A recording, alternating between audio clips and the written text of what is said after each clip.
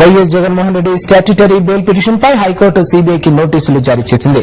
మరిన్ని వివరాలు మా కరెస్పాండెంట్ రాజేష్ అందిస్తారు. రాజేష్, హైకోర్టు నోటీసుల సారాంశం ఏంటి? వైఎస్ జగన్మోహన్ రెడ్డి దాఖలు చేసిన bail petition, statutory bail petition కొద్దిసేపటి క్రితమే high court justice Seshan Reddy bench ముందుకు విచారణకు వచ్చింది.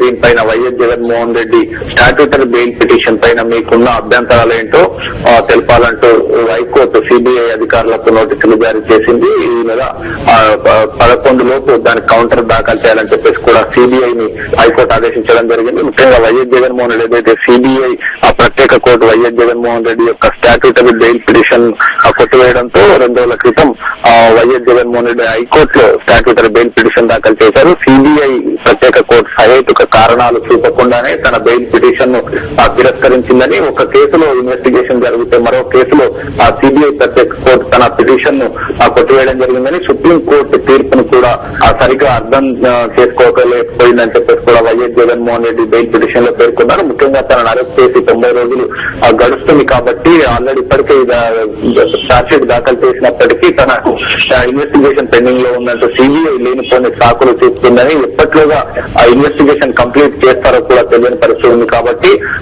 ఒక వ్యక్తిని అరెస్ట్ చేసిన 90 రోజుల్లోగా ఛార్జ్షీట్ దాఖలు చేయనట్లయితే అతన్ని విడుదల చేయాల్సి ఉంటుందన్నట్లు కూడా దాంట్లో ఇక్కడ బిల్ పిటిషన్ లో పేర్కొనడం జరిగింది. రైట్ రాజేష్.